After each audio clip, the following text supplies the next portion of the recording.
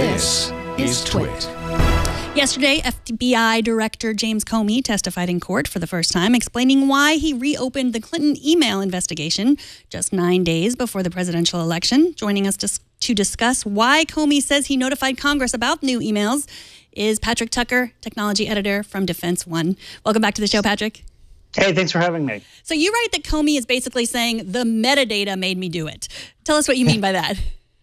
Well, so yesterday it was actually a pretty remarkable turn of events. Comey shows up, Capitol Hill, Senate Judiciary Committee.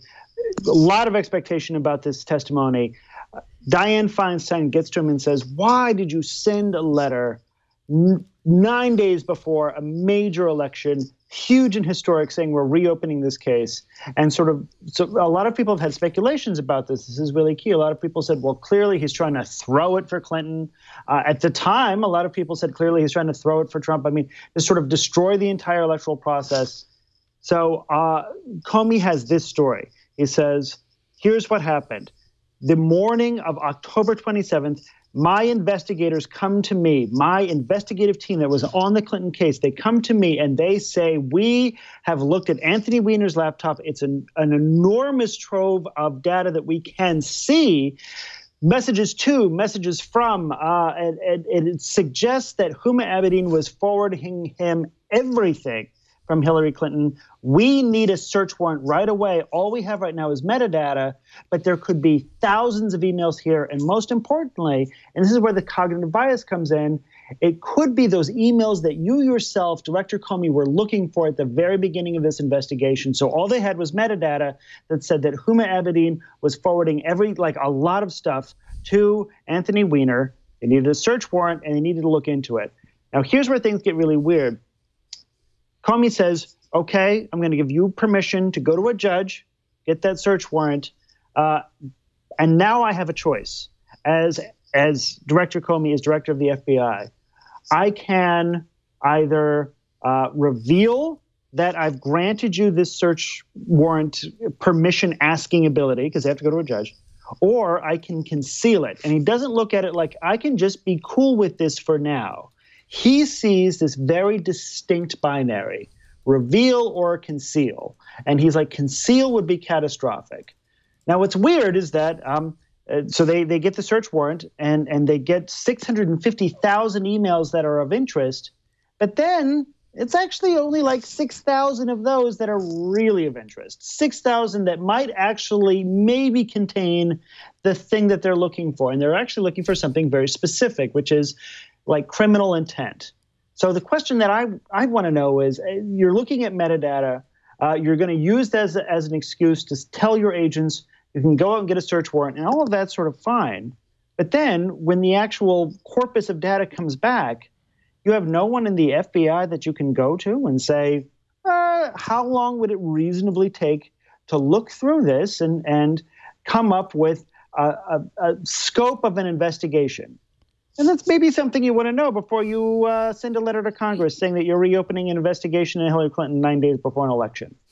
I would think so. Now, the term metadata is thrown around a lot. You hear about it all the time, especially in stories like this. Explain what exactly constitutes metadata in the scope of a story like this. It's not, I mean, is it raw email information or is it just headers? What exactly is that metadata?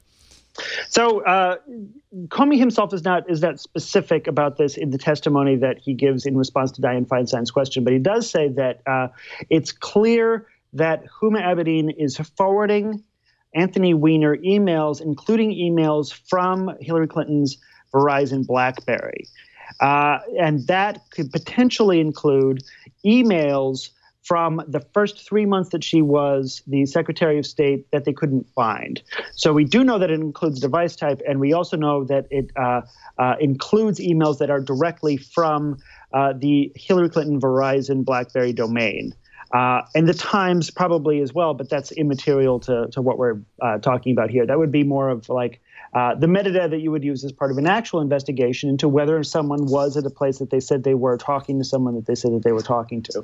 So here, the thing that really, the metadata that really enlivened James Comey was metadata that suggested a forwarding of emails from Hillary Clinton's Verizon BlackBerry to Huma Abedin to Anthony Weiner. So it's actually a really fascinating story about how the presence of just a little bit of metadata, just a little bit of clue, if that's the thing you've been looking for, if that's the thing you've been hunting for months and months and months, can cause you to take a series of actions that push out other actions that are probably pretty reasonable. So as soon as they saw that a certain number of these were from a particular device and they knew that device, then Comey and these investigators, I think all of them, seized on this and said to each other, no matter what happens next, we have to look through this, even if it means sending a letter to Congress saying we're reopening Hillary Clinton's email investigation before the election. And what they didn't do is say, maybe not all of these 650,000 emails are actually going to be germane to that. So we should give them a sense of how long this will actually take before we do that. Or maybe just get the search warrant and then complete the investigation, because by the time anybody reads the letter that you're sending, it'll be done. But when we're talking about metadata, that's what we're talking about specifically. The bit of it that was of interest most to James Comey was clear indications that emails were coming from Hillary Clinton's Verizon BlackBerry. They had never had access to that, and particularly they didn't have access to emails that she sent from that device in her first 3 months. And that's where they wanted to go and look for some shred of intent that said that she meant to break the law. That's the thing that they were searching for the entire time, that they're really obsessed with. And you could make an argument that they should be or they shouldn't be. It's up to you and your politics and your worldview, and go and die on that mountain however you want. But basically, the thing that he's been obsessed with is finding this intent, finding this little note that says, I meant to break the law, or I was fine with it, I was cavalier about it, and they were hoping that she's put that in a letter, in an email that she sent from her phone, which they couldn't find in the first 3 months of her tenure as Secretary of State. And then they would know fully whether or not she had meant to break the law, and then they could suggest that there should be prosecution. And they came back after finding 6,000 emails that were actually germane to that question and said, no, nothing here to change our worldview at all. We've got a full scope of this thing now, and we've decided that we would not recommend that Hillary Clinton face any prosecution, or Huma or anybody else. So this is our investigation now concluded, and voila. In the meantime, people are rushing to the polls. The news cycle's gone nuts. A whole bunch of people have changed their decision-making, perhaps. And that's where it becomes difficult, too, because now you're wondering, how much effect did that actually have? I've seen some exit poll analysis that suggested that sentiment begins to change when you ask people as soon as they exit a poll whether or not Hillary Clinton's new email scandal changed their thinking. And there's some data to suggest that when people answered that question as they left a polling place, that is a thing that they said. But that's also still, I think, more correlation than causation. And I want to be fair here. I think that clearly James Comey should have called a forensic computer scientist or just a data scientist and said, how long does it take to go through this? At the same time, saying James Comey definitely had a causal effect on this election, that's harder to make a real case for. There's a lot of circumstantial evidence, there's a lot of correlational evidence, but really saying this equaled a change in the mind of millions of Americans, it's just very hard to do. So I'm not sure what conclusion to draw, except that he says that he's now mildly nauseous at the idea that he might have influenced the election based on that decision. And I would say, to avoid further incidents of nausea, consult a data scientist before you write a letter to Congress. I mean, maybe. Write that out on a prescription. Yeah. Right. So from a technological perspective, or like either understand, like our government officials understanding technology or like pretending not to understand technology, which I think that's the big question, right? I mean, it was a time issue. He was worried about how much time it would take. You say, he could have consulted a data scientist or, a forensic scientist. Edward Snowden tweeted, you quoted this tweet where he said, it would only take minutes or hours for him to look through it. So he's either saying, I don't understand how technology works in this sense. I'm not, willing to find an expert that does understand this, or he is not telling the truth. And we don't really know which, right? Right. We really don't. We do know that the investigators came to him and they had a very specific thing. They said, we think it's going to take us a very long time to get through this massive amount of information. And that's probably a prudent perspective to take if you're an investigator. You're like, we've got a bunch of new evidence. We have no clue what's going to be in there beyond that. It's sort of like you discover a huge trove of documents in an old warehouse or something, or in a storage unit that's been sealed up. And so that's the kind of mental frame that we approach this question from. Having said that, the FBI is full. And actually, I got to credit Andy Greenberg at Wired, because this is the first question that he asked as soon as both disgraced Lieutenant General Michael Flynn, former DIA head, said it will take them forever to get all through that. And Edward Snowden replied, no, it would take hours. He consulted a forensic expert at the FBI who said, no, there's lots of ways to reduce that corpus of data down to something very small. Now, the key here is that it's not necessarily that James Comey didn't understand technology. It's more like he listened to his investigators. They had no sense of the political ramifications of the thing that they were going to do, because they're like bloodhounds. They've got they know exactly what they're looking for. And he was there too. He wanted to find that thing more than he cared about any political considerations to Hillary Clinton, or for that matter, any of the millions of people that voted for her. He was interested in finding that thing. So his first action was not to question that opinion from his investigators. If really a bunch of emails are the same thing as a found storehouse or a found physical storehouse of documents. He didn't question it, not necessarily because he didn't understand technology, but because he didn't understand this aspect of it. That there's a whole bunch of data that you can exclude simply by setting a series of parameters that say we don't want CCs or BCCs, which is something that Edward Snowden brought up. You can crosshatch different things to exclude a bunch of emails that are clearly not going to be relevant to Hillary Clinton.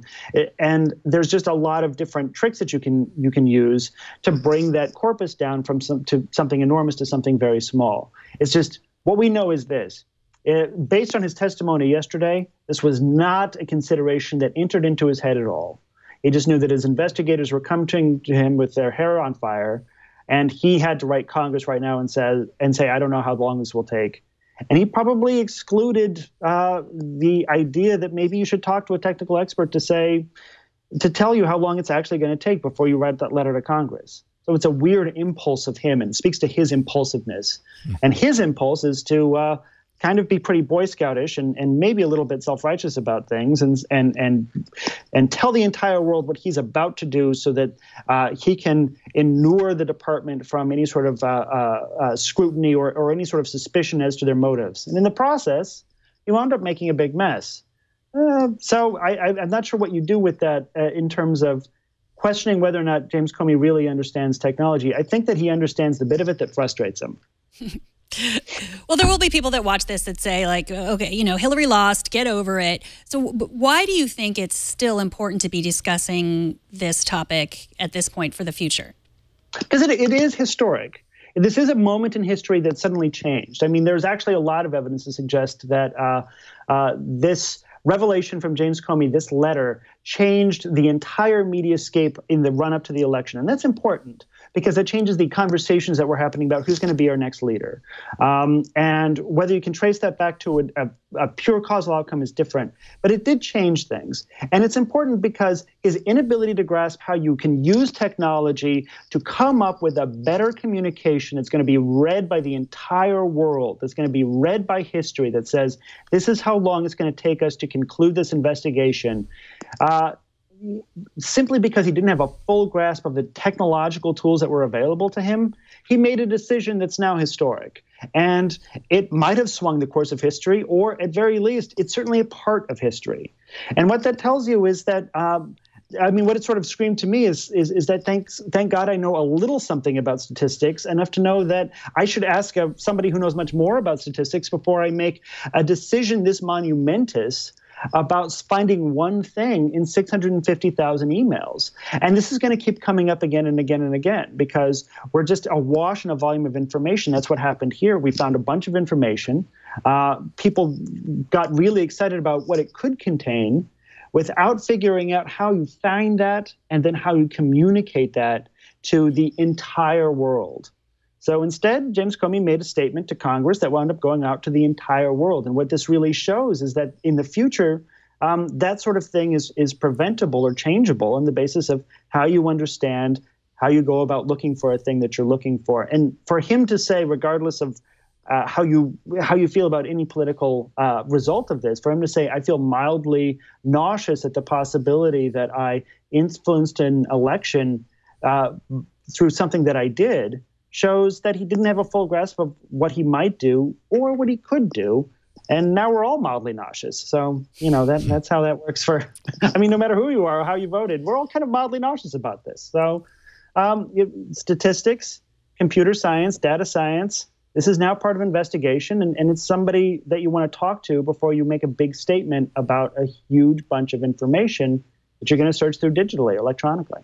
Absolutely. And also you mentioned confirmation bias, which existed always, but I think is really everywhere because of social media. It's just, it's exponentially more influential, confirmation bias is, and at least we're talking about it now. So yeah, absolutely. Thank you so much. Patrick Tucker is he's a technology editor. He is the technology editor at Defense One. That's defense1.com. He's written for MIT Technology Review, Slate, and many more.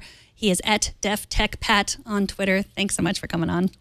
Hey, thanks for having me. Thank you, Patrick. Have a good night.